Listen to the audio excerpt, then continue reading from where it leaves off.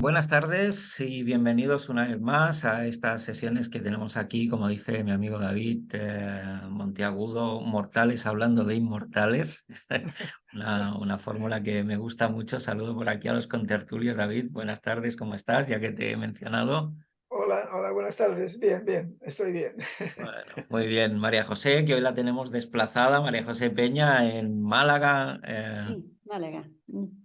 ¿Qué tal? Muy bien. Muy Encantada bien. de saludaros. Aquí en este programa internacional, por otro lado, tenemos a Carlos desde México. Para él, ¿Qué buenos tal? días. ¿Qué tal? Arrancando el día por allí. También a Graciela Molinelli desde Buenos Aires. Hola, queridos. Hola. Y Lázaro Gobadlo, que lo tenemos como es habitual desde Sitges. Buenas tardes, Lázaro. Hola, buenas tardes. Bueno, y quien nos habla aquí, José Matas, desde Calafell, en la provincia de Tarragona. Nos encontramos una tarde más aquí para estos programas que nos quedan, 6 en concreto, contando desde hoy para esta temporada del 2023, en la que, bueno, hemos acordado, hemos decidido hacer un poco de tour por literaturas un poco exóticas, un poco excéntricas, un poco extremas quizás también. Y hoy nos vamos a ir hasta el lejano oriente de la mano de Graciela Molinelli, que nos ha propuesto a un autor chino, ¿verdad? Con un cuento que nos ha pasado, que lo tengo por aquí, titulado vamos a ver, Paisaje Interior, Paisaje Interior de un autor chino. Seguramente tú nos podrás comentar alguna cosa más, Graciela, que es lo que has propuesto al autor, Han Dong, ¿verdad? En un libro titulado Después de Mao, Narrativa China Actual, en la editorial Adriana Hidalgo Editora, ¿verdad? Entonces, pues bueno, hoy vamos a dedicar la sesión de los Eternautas a hablar de este cuento, de este relato de unas 50 páginas aproximadamente, que nos va a transportar a las narrativas actuales, contemporáneas, que se están haciendo en este momento, o de manera más o menos reciente, y que creo que nos va a dar mucho juego en el formato clásico que tenemos, que es el del club de lectura, en el que cada uno de nosotros, pues bueno, expondrá un poco las sensaciones, lo que le ha parecido el relato, cómo lo ha recibido, y yo creo que va a dar mucho juego. Para evitar que se convierta pues en 6 mini monólogos, ¿no? Yo lo que os voy a pedir es que después de que Graciela nos haga un poquito más de profusión en esta presentación breve, apenas un apunte que he hecho yo del autor y del relato, si lo quiere contextualizar un poco más, que luego cada uno de nosotros en un minuto o un minuto y medio como mucho nos dé un titular, nos dé una primera impresión sobre qué le ha parecido el relato. Y que de esta manera podamos hacer el debate o la secuencia de hoy, el club de lectura, un poquito más ágil, ¿sí? Así que si te parece bien, Graciela, pues nos dices un poco, en fin, por qué nos has elegido este texto, por qué lo damos a conocer a los espectadores, a quienes nos seguís por el canal de YouTube, y vamos a ver qué encierra este relato en toda su extensión y en todo este paisaje interior. Adelante, Graciela. Bueno, pues el autor, que es Han Dong, es muy conocido en China. Es un hombre joven, nació en 1961, o sea que tiene 50 y tantos años, ¿No? en un lugar llamado Nanjing. Es poeta y narrador y es crítico. Eh, Ha tenido una vasta repercusión sus obras, tal es así que en la Feria del Libro de Beijing, que se celebró hace poco, fue una de las personas más asediadas y buscadas por el público. Es una figura muy lúcida y ustedes habrán visto por el cuento que es una voz muy interesante dentro de la generación de escritores que comenzaron a estar activos a mediados de la década del 80, que es cuando en China se podría decir que se despierta una fuerte fuerza cultural de nuevas generaciones ansiosas de vincularse con el mundo. Los padres de Han Dong eran jóvenes intelectuales que fueron, a la llegada de la Revolución Cultural, fueron desterrados a un campo con la consigna de aprender de los campesinos. Esto era una cosa muy común en China, con la gente que formaba un estamento cultural. Y bueno, y esto pasó con la Revolución Cultural, como todos ustedes saben. Jandón se crió desde los 8 años en una zona muy remota del norte de la provincia de Jiangsu. Y esos años fueron las bases de una primera novela que él escribió que se llamaba Arraigarse, que cuenta las peripecias de una familia en el intento de adaptarse en el entorno de un modo de vida radicalmente distinto. Él se graduó en filosofía en la Universidad de Shandong y se dedicó a la docencia universitaria. En los 80 formó parte de un grupo fundador de una de las revistas de poesía que fueron muy importantes en esa década. Y en el 92, Jandón abandonó la enseñanza para dedicarse exclusivamente a escribir, en un principio como escritor freelance, pero ha publicado desde entonces relatos y novelas a las cuales yo no he podido acceder porque no están publicadas en español o por lo menos no existen acá en Argentina.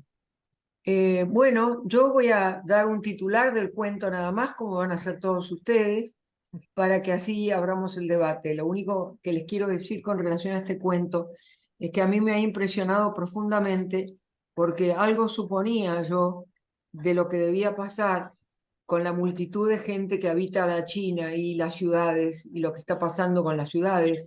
Y me recordó de alguna manera ese día en que llegó la selección nacional acá al país y yo anduve dando vueltas y tuve que ir a Ezeiza a llevar mis nietos y después volver con las calles ocupadas por la gente y el barullo y el ruido infernal de las rutas y el contacto con el mundo multitudinario y esto que pasa en el cuento, que es terrible, es una cosa parecida a eso que yo sentí ese día. Bueno, es un cuento hecho con muy pocos elementos, y a pesar de eso es apasionante. Así que bueno, yo les dejo la palabra a todos ustedes. Pues muy bien, excelente introducción y contextualización del autor y de la obra. Gracias, Graciela. Y nada, pues yo le voy a dar paso directamente a David, a que, ya que lo presentaba en primer término, que él nos dé de forma sucinta su parecer y su titular respecto a este cuento. Vale. Bueno, yo creo que en el cuento este sobran palabras y falta belleza.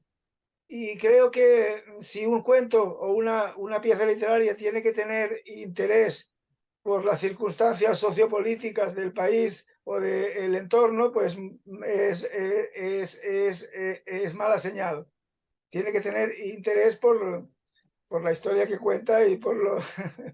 Entonces, no sé, a mí digamos que no me ha gustado casi nada. Bueno, pues como yo intuía, esto ha sido pura intuición, he ido a buscar un poco el extremo y me daba a mí la sensación de que David no iba a comulgar demasiado con este tipo de literatura. Y por eso he buscado los dos. No habíamos hablado nada de este cuento, David y yo, pese a que lo hacemos habitualmente. Durante esta semana no hemos intercambiado nada y creo que he apuntado a partir de aquí estoy muy despistado. No sé ni qué me va a decir Carlos, ni María José, ni Lázaro, pero voy a ir a por María José, a ver qué nos dice María José, que también me interesa mucho porque tiene una sensibilidad muy especial también y me gusta mucho para dónde apunta. María José, ¿qué nos dices tú de este cuento? Pues a mí la verdad la historia me parece profundamente anodina, absurda y con poquito interés. Pero sí que me ha gustado ver cómo de alguna manera conecta con cierta literatura centroeuropea kafkiana, puramente kafkiana. Es que realmente son situaciones insólitas, absurdas, que nos explican.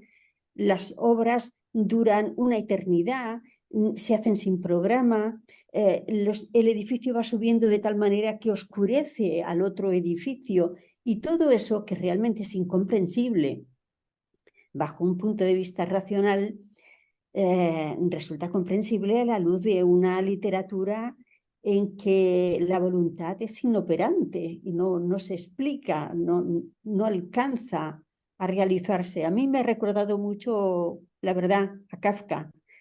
Y por lo demás, bueno, está bien como curiosidad, pero realmente a mí tampoco me... Y bueno, también me ha gustado el sentido del humor que despliega.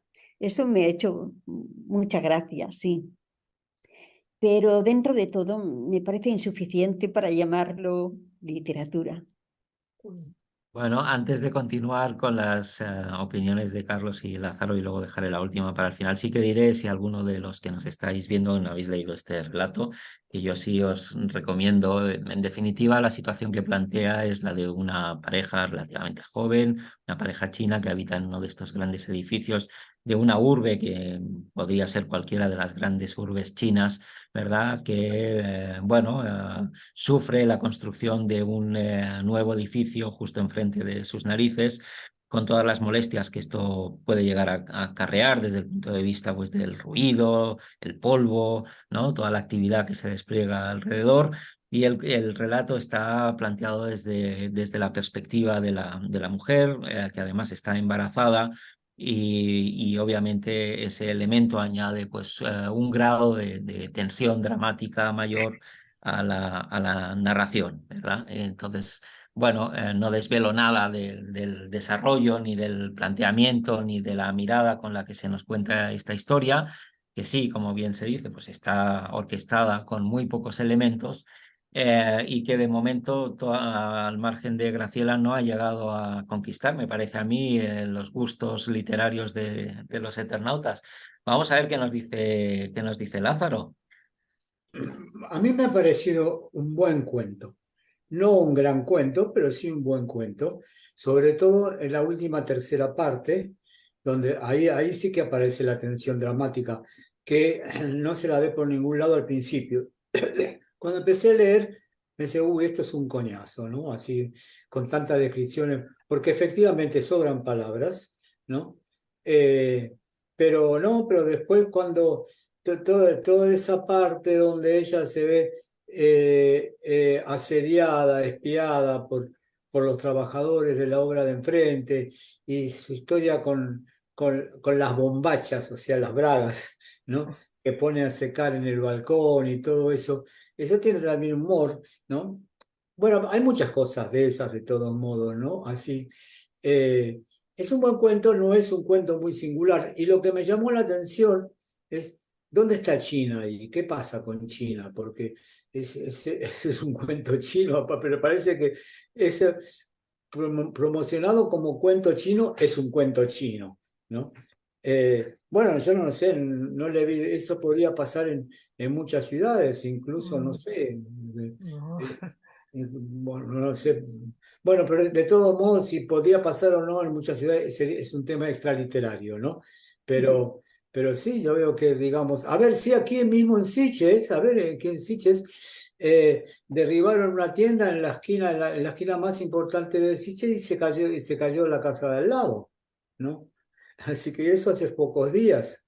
Eh, si querés os mando un día la foto. Bueno, pero eso no tiene mucha importancia. No, es un buen cuento, es un buen cuento, pero no es un cuento que te modifique, no es una cosa. Pero bueno, ¿cuántos hay así que realmente te puedan, así que te puedan cambiar la perspectiva del mundo? Eso es lo que. Bueno, buena pregunta esa. ¿Cuántos cuentos puede haber que te puedan cambiar la perspectiva del mundo? Pues no sé, a lo mejor podríamos hacer una lista, numerarlos Por y supuesto, irlos sí, sí. dando a a La nuestros seguidores de a metamorfosis, por poco. ejemplo, ¿no? Pero hoy nos toca hablar de paisaje interior, así que ahora me quedo con mucha intriga, porque no sé, Carlos, por dónde nos va a salir. La verdad, estoy muy intrigado. Carlos, adelante. Eh, yo coincido un poco con lo que dice Lázaro, va, con un poco lo que dicen todos. Lo que pasa es que creo que más que un gran cuento o un buen cuento, es una buena crónica esto. O sea, y me parece que los chinos, no todos los países, pero yo creo que hay países que se tienen que ocupar mucho de la política y del Estado y de lo que pasa. Y qué sé yo, por ejemplo, los padres de este señor, de este escritor, que eran intelectuales y los mandaron al campo, era una costumbre de la época de la Revolución Cultural que decían que los intelectuales tenían que tener tierra debajo de las uñas. Yo leí bastante de esa época, del 58 al 62, por una novela que escribí, y realmente, aparte de que era espantoso para mí, digamos, con mentalidad occidental, la idea de vivir en China bajo esos regímenes hiperautoritarios y que hacían de tu vida lo que se les daba la gana, digamos. Hay que construir una presa, no sé en qué río, el río Amarillo, pongámosle.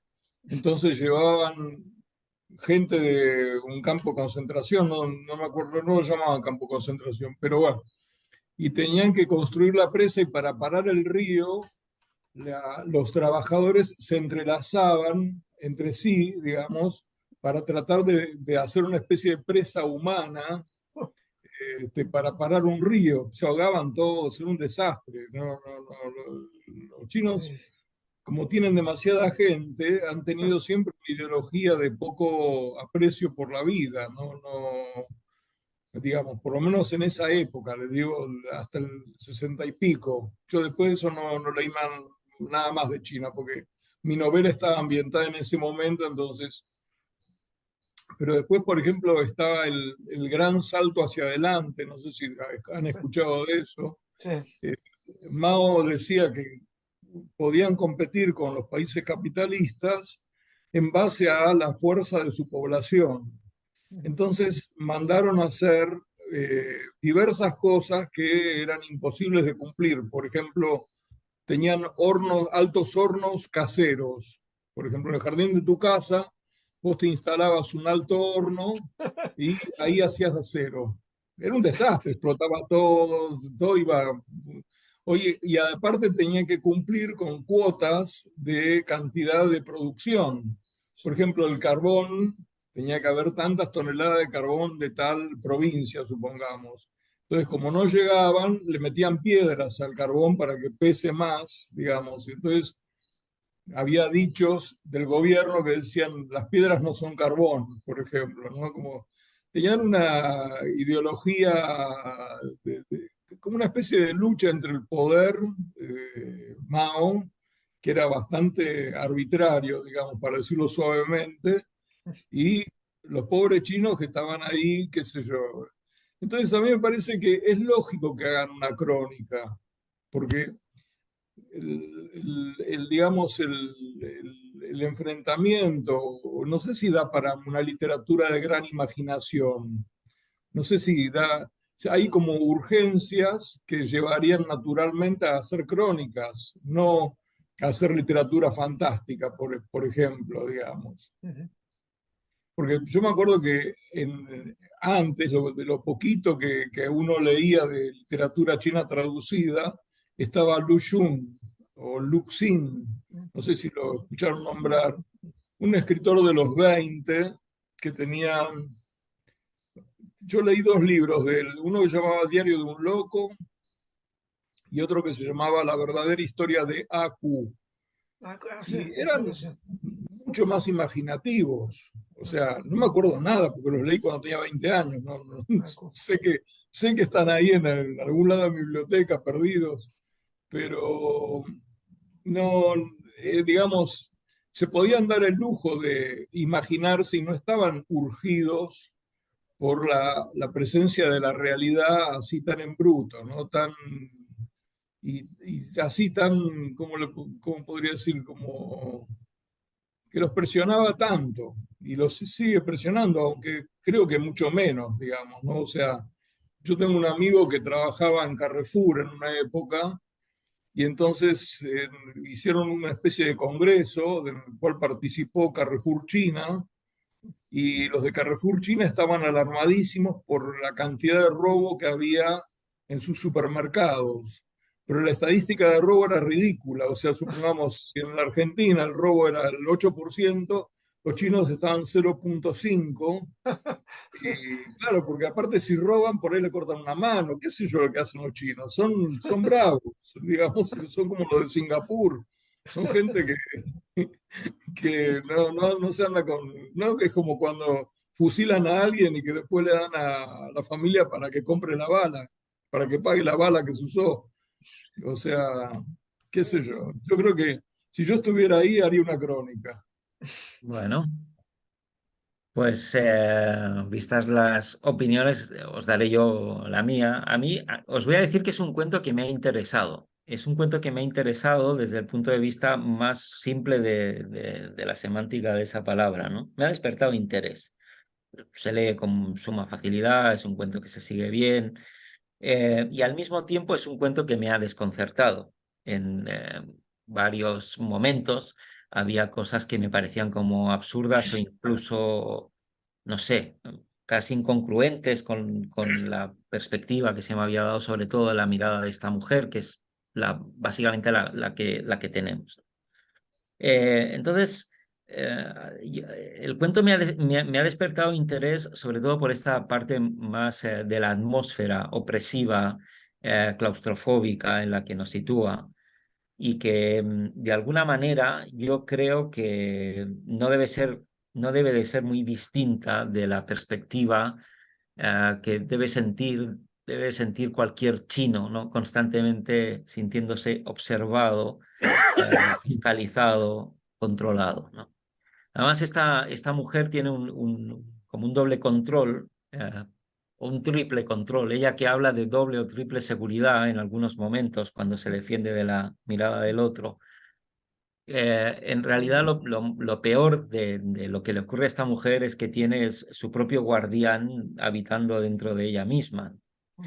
Y de lo que se defiende es de cosas absolutamente nimias, ¿no? Primero porque están a mucha distancia, o supuestamente a mucha distancia. Me parece que 40 metros de distancia cuando alguien te mira es mucha distancia.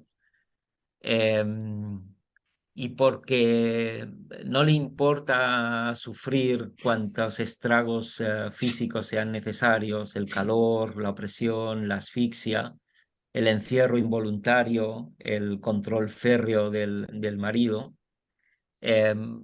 y que toda esa psicología de corte paranoide que nos presenta, yo creo que está muy bien expuesta, y la duda como lector que me planteo como lector occidental es si mi total carencia de perspectiva oriental con respecto a lo que leo me hace percibir muchos elementos que me generan extrañamiento, cuando menos, justamente porque no tengo esa sensibilidad, ¿no? Que si hubiera vivido, habitado o compartido algo más con lo chino, quizá lo podría comprender mejor, porque hay cosas que me parecen incluso inverosímiles y probablemente no lo son, y son bastante normales en esa manera de vivir.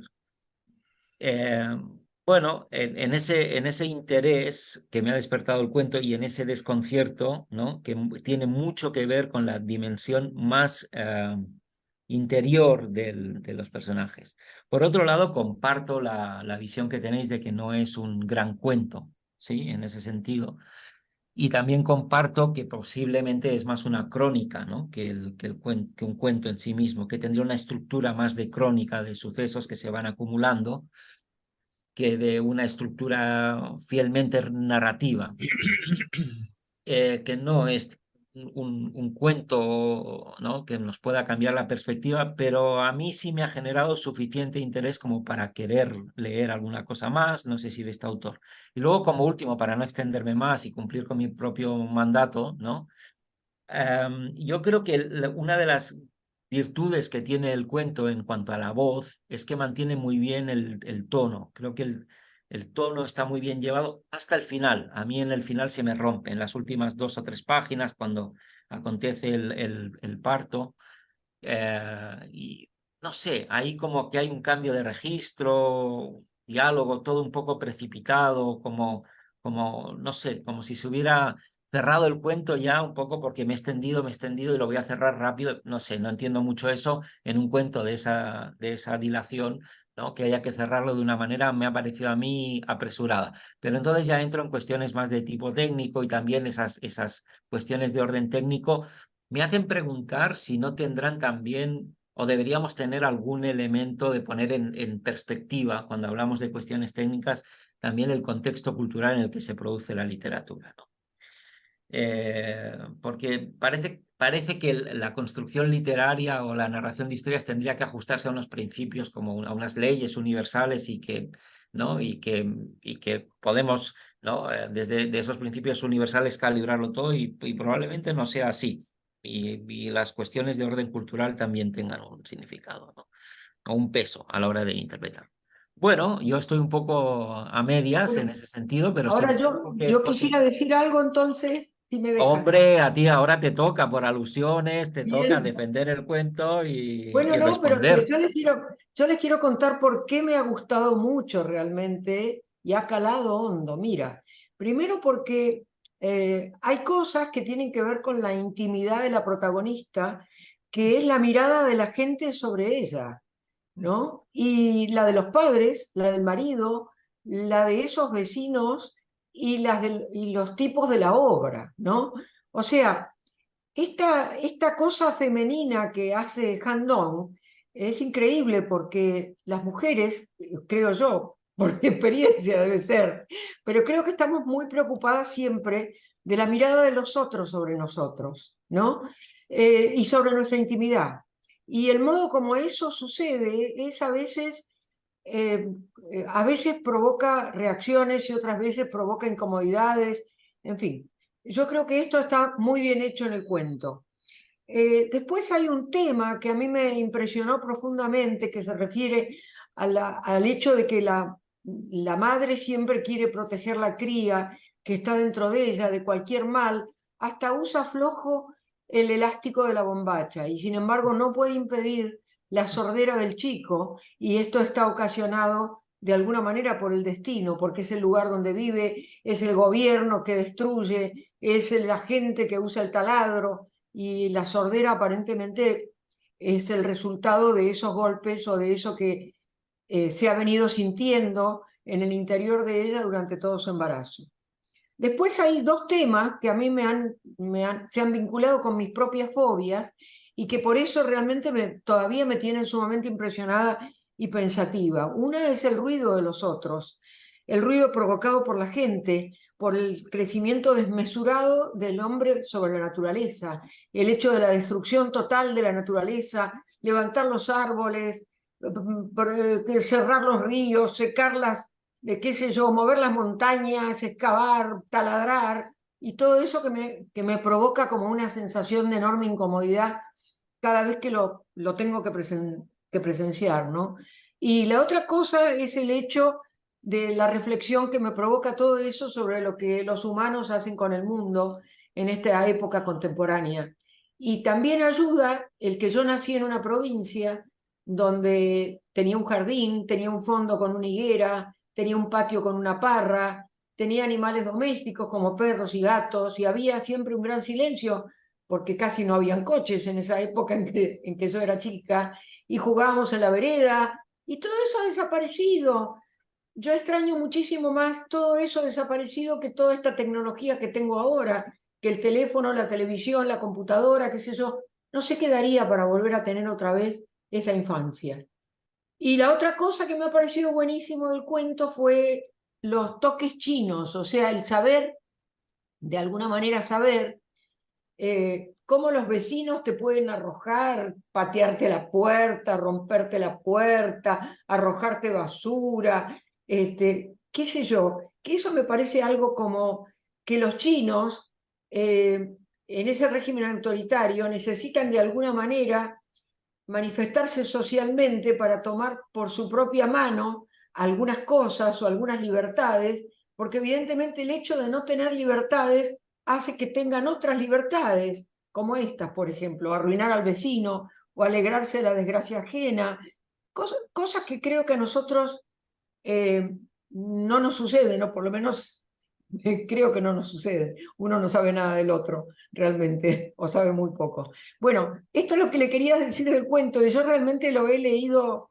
dos veces y lo volvería a leer de nuevo. Y no me parece que sobren palabras, porque hay partes que están hechas por... Se nota que Jandón es un poeta, porque, por ejemplo, a ver, voy a ver si la encuentro, porque la marqué. Hay una parte que es como poética, que termina... Es esa parte donde donde ella, comienzan a sentir que sus defensas están siendo avasalladas.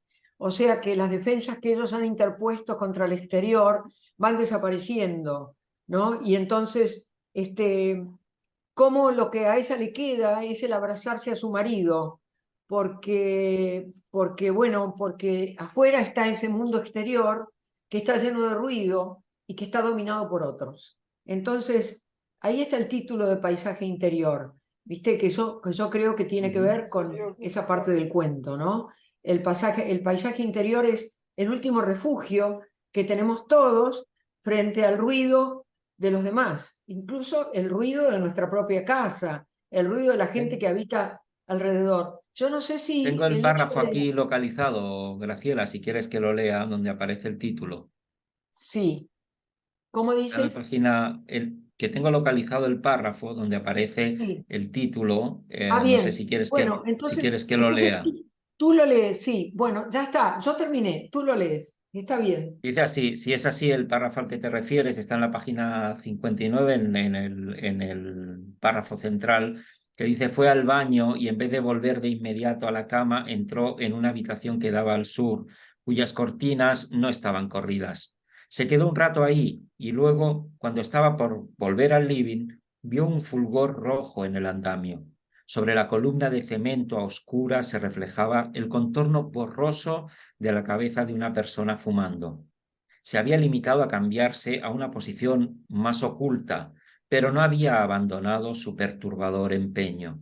Esto evidenciaba aún más que se trataba de un fisgón deliberado, no alguien cuyo objetivo era simplemente trepar al andamio o que se había visto casualmente atraído por el paisaje interior de las casas.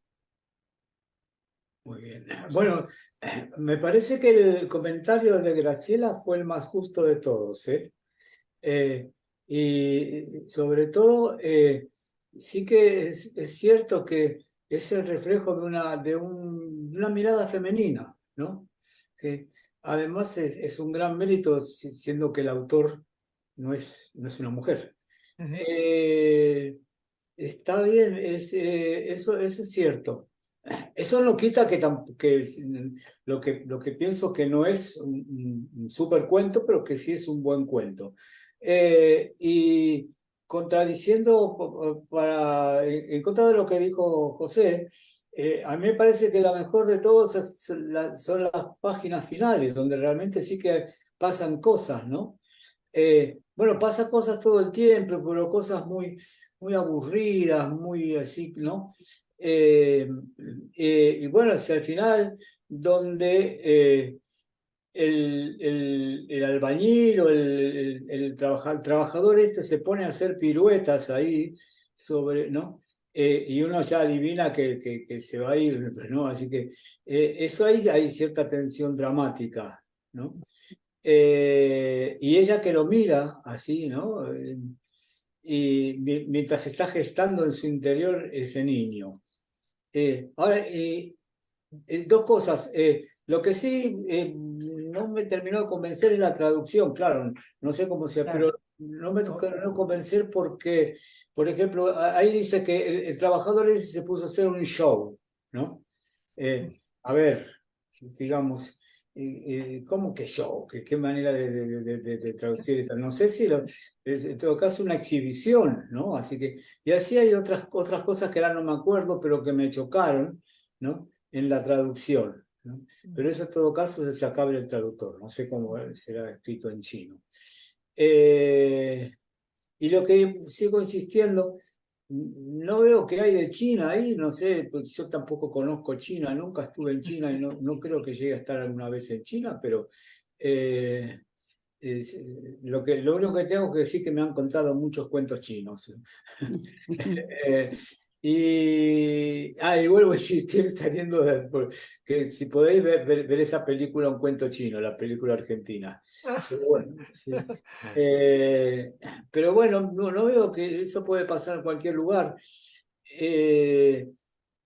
Por cierto, y rápidamente, hace muchísimos años, ahí por la década de los 60, durante mi primer matrimonio, vivía con mi ex mujer en un estudio, que se dice en España, es un apartamento de un solo ambiente, ¿no? En un edificio de 12 o 15 pisos. Y en una vez se golpearon a la puerta también así furiosamente, y cuando la fui a abrir había un tipo con un revólver, pero era un vecino, ¿no? Que parece que tenía una sirvienta que tenía un noviete, y entonces a este no le gustaba, y el otro se había escondido, entonces pensaba que se había metido en el apartamento mío. Y después tocó el timbre para pedir perdón, y todo esto era como las 2 de la madrugada, para pedir perdón, que se había equivocado. Y yo entonces tenía un rifle colgado en la pared. Ah, a usted también le gustan las armas, ¿no?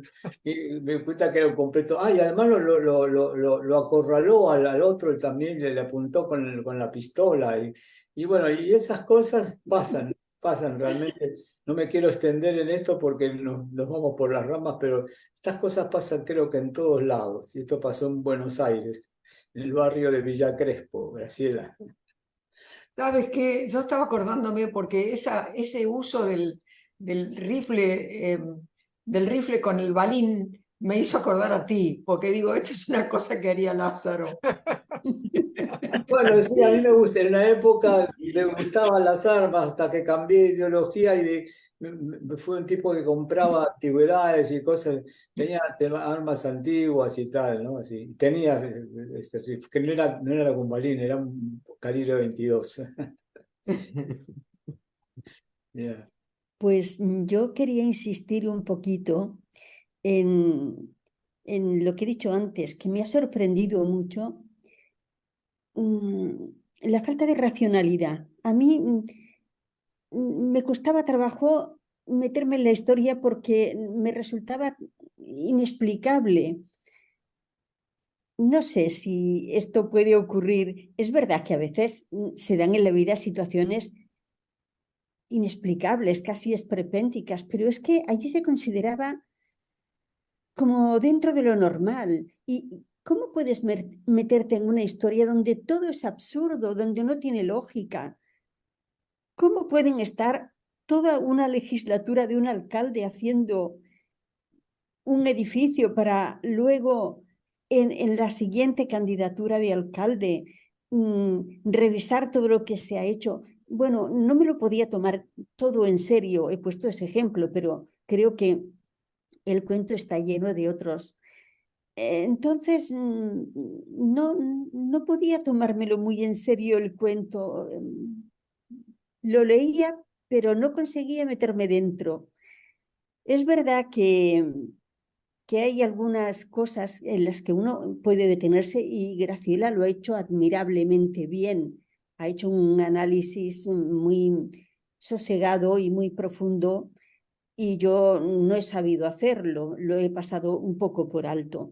Por Pero favor. me cuesta meterme en una historia si no me parece mínimamente creíble, y realmente no me lo parecía.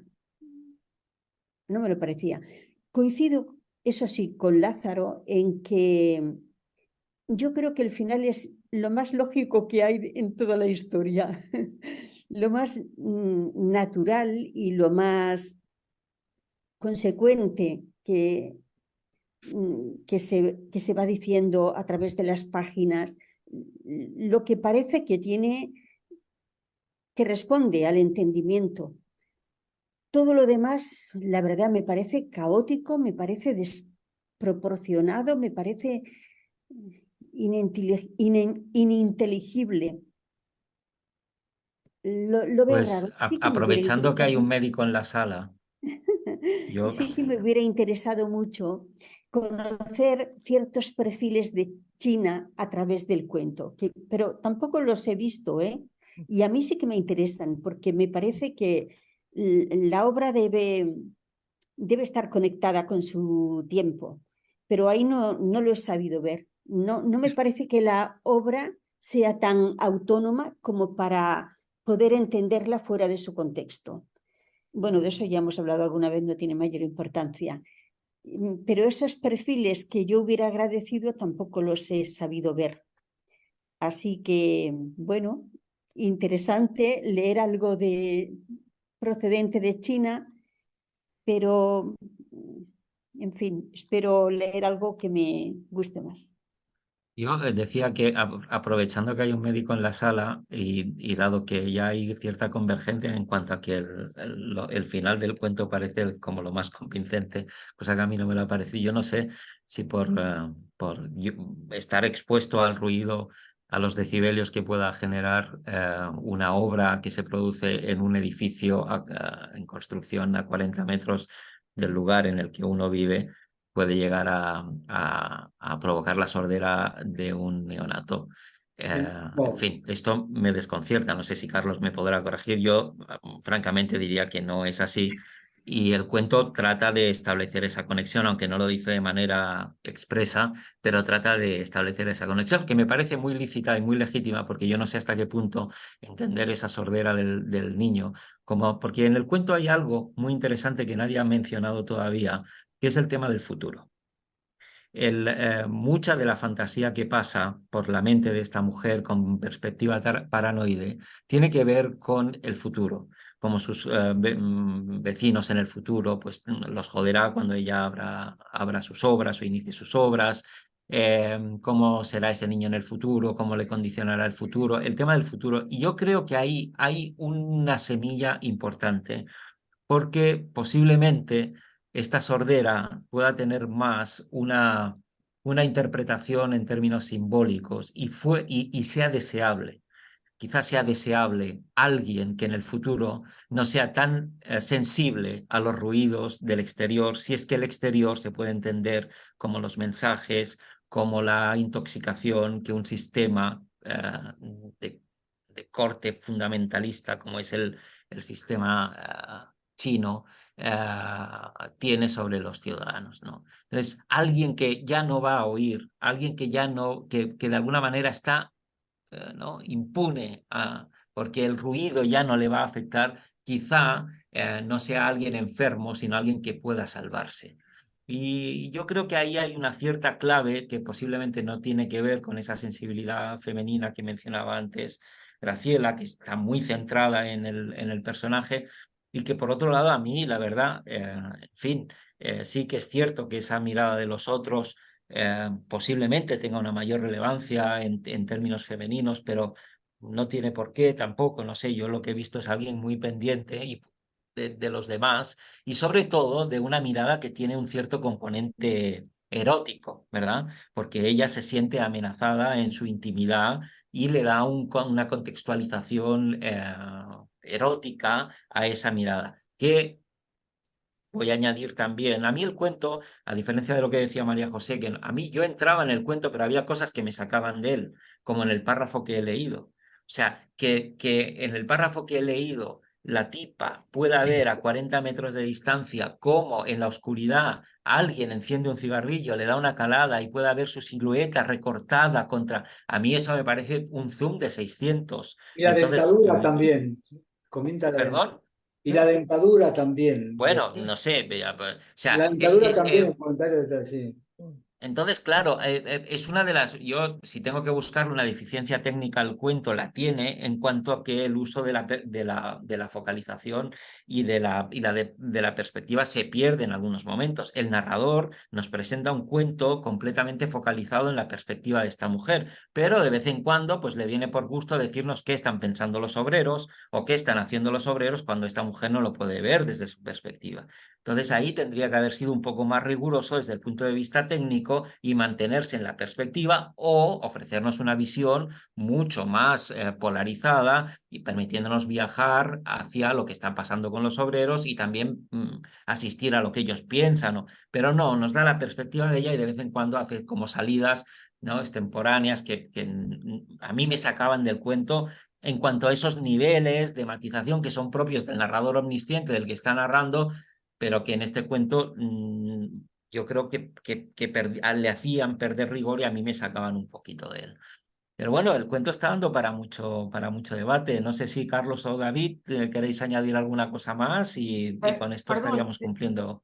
sí, pero hay algo que quería decirles antes, que es que todos nosotros, pienso, por lo menos en mi época, ¿no? Hemos leído ustedes recuerdan a una escritora estadounidense, Pearl S. Book, Sí, que ganó el Premio Nobel de Literatura y que era tan linda de leer. Ella escribió Viento del Este, Viento del Oeste, y La Tierra, no me acuerdo cuál era el título, La Tierra, bueno, algo. Todas sus Las estrellas novelas miran hacia abajo.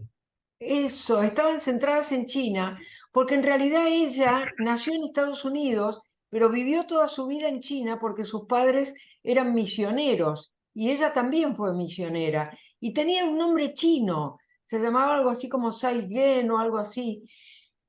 Y escribió esta maravillosa novela y recibió el Premio Nobel de Literatura. Y todo el conocimiento que Occidente tuvo sobre la China fue a través de esta literatura. Es curioso, pero es así. Me acordé de ¿Te acuerdas? eso. Sí, y Es- seguro, María José, tú lo has leído. Sí, sí. ¿Te acuerdas, Graciela, cómo les vendaban los pies a las mujeres para que los tuvieran Claro, pequeñitos, pequeñitos? qué horror. Sí. ¿Eh?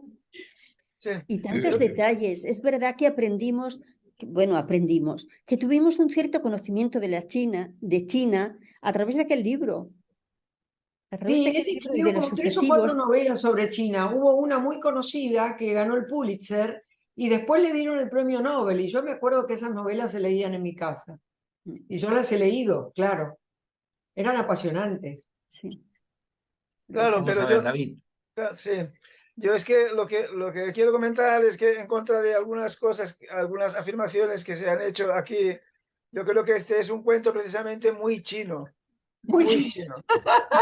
Pero no es un cuento chino de mandarines, ni de arrozales inmensos con campesinos, ni siquiera de las cosas que contaba Pearl S. Book, ¿no? Esta señora que habéis mencionado ahora, sino que es de la China contemporánea, porque China no es aquel país que aún muchos tenemos en mente, ¿no? Sino que China es un país ultracapitalista con un crecimiento brutal de las ciudades, con un nivel de vida que ya es mucho más alto, y aquí lo que está reflejando este cuento es esa realidad precisamente de unas ciudades que crecen monstruosamente con una contaminación brutal, porque hablan de el polvo que les molesta, que no Sí. les deja vivir, los coches, el ruido de los coches.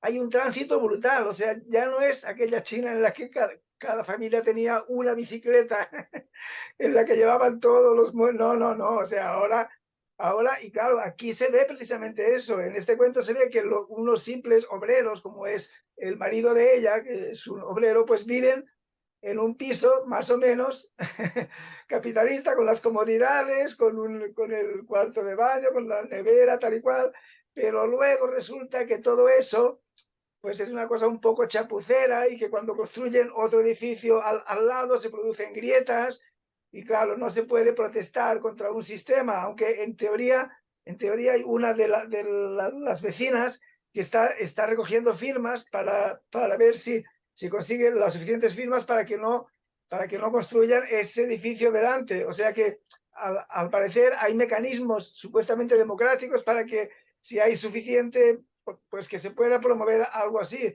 pero claro, no consiguen nada de esto, ¿no?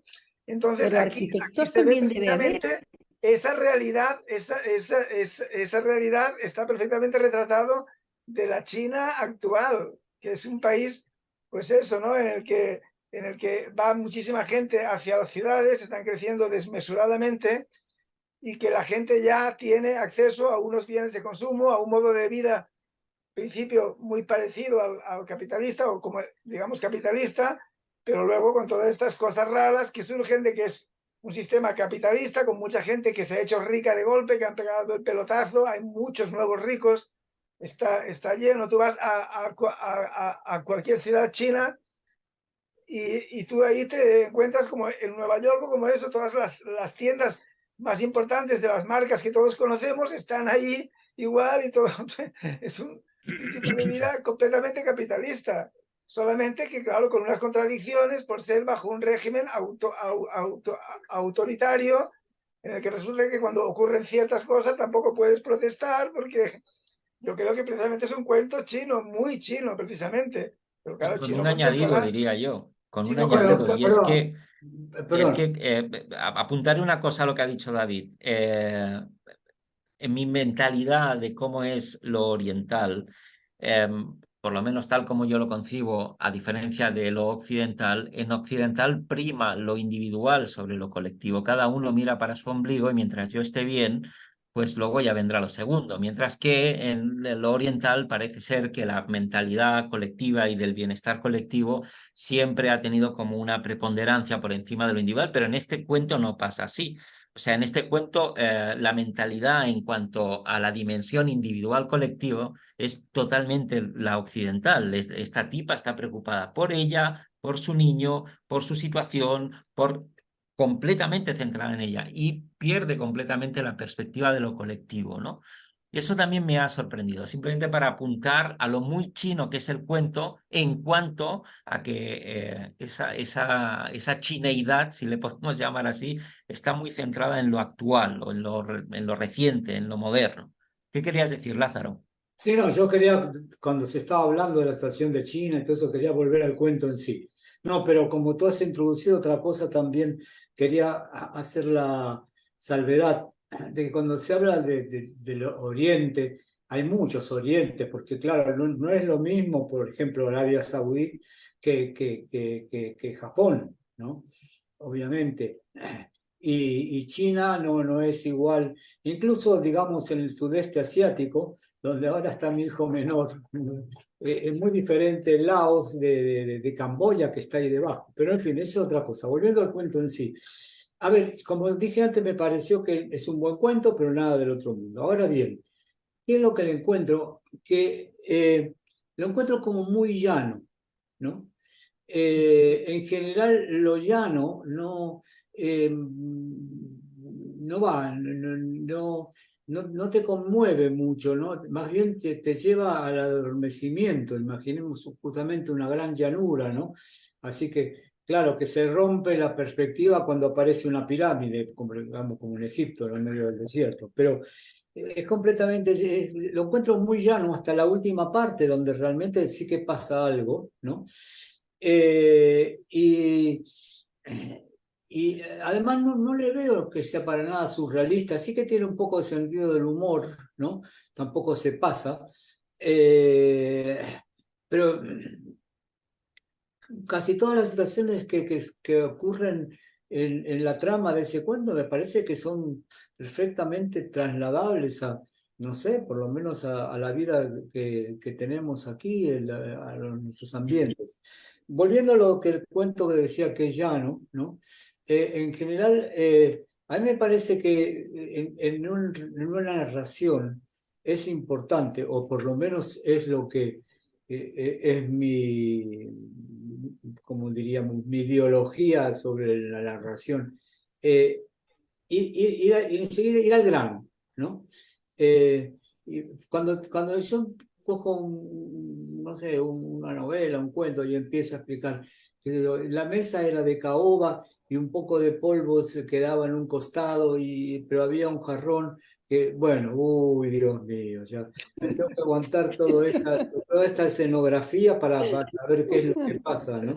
Entonces yo creo que en primer lugar hay que empezar a ver, vamos a ver qué pasa, ¿no? Que por lo menos decir dos o tres palabras. Por ejemplo, García Márquez es un maestro en esto y en todo, ¿no?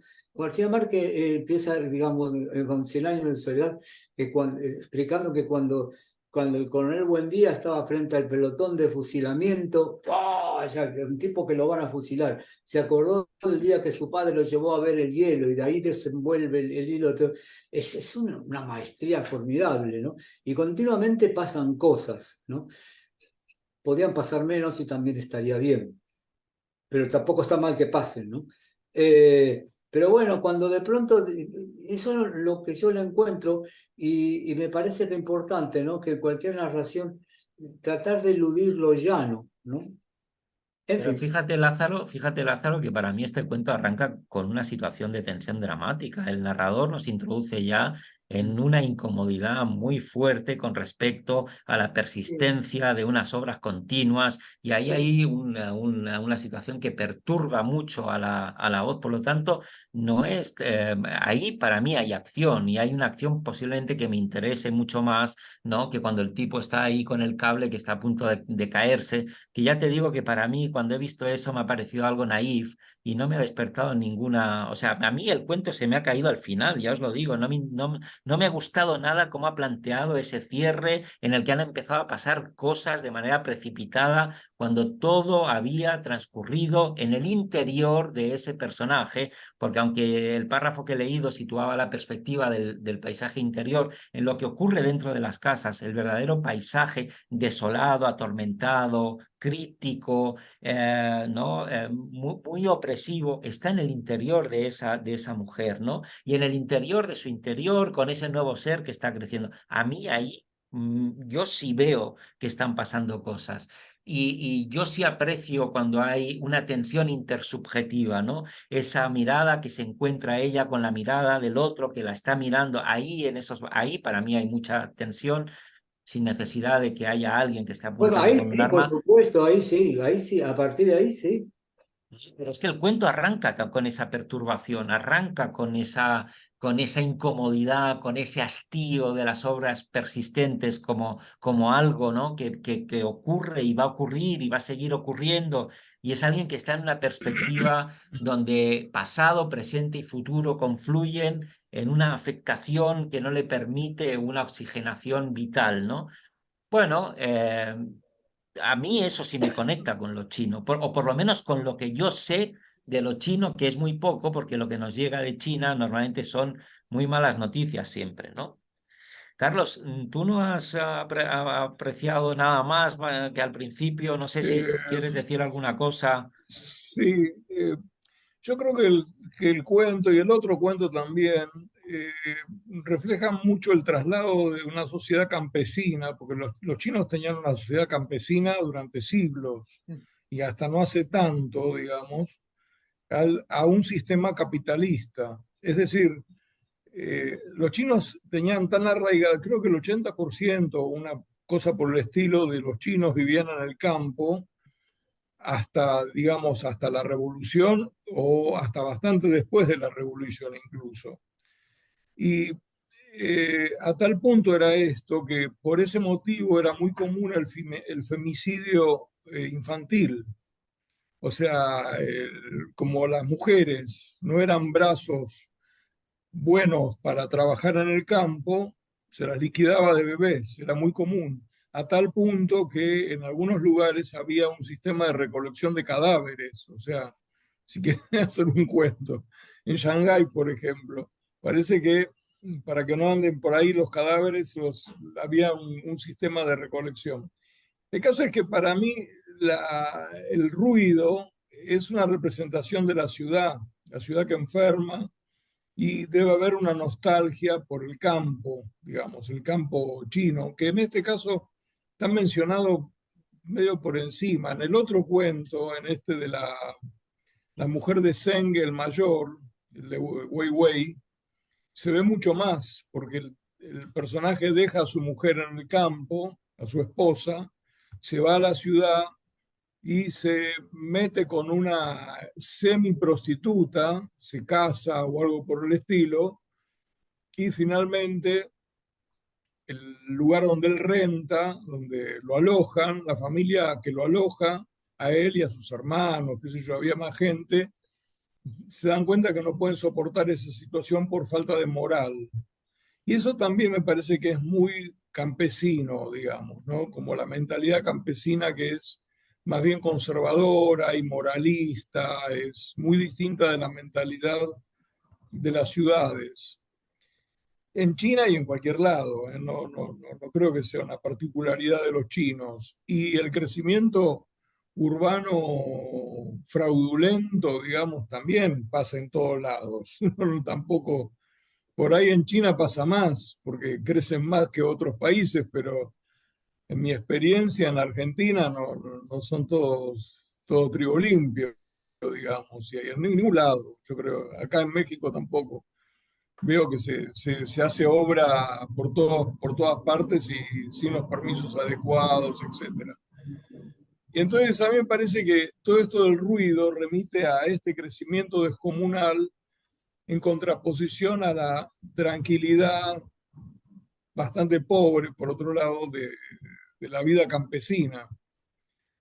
Yo creo que en ese sentido, por eso decía antes, y coincido un poco con Lázaro, que está escrito en una forma llana, porque para mí es como si fuera una especie de crónica, como si el escritor hubiera situado una cámara y mostrado más o menos lo que está ocurriendo en la vida real, no inventado algo, digamos. Esa es más la impresión que me causaron los dos cuentos en realidad.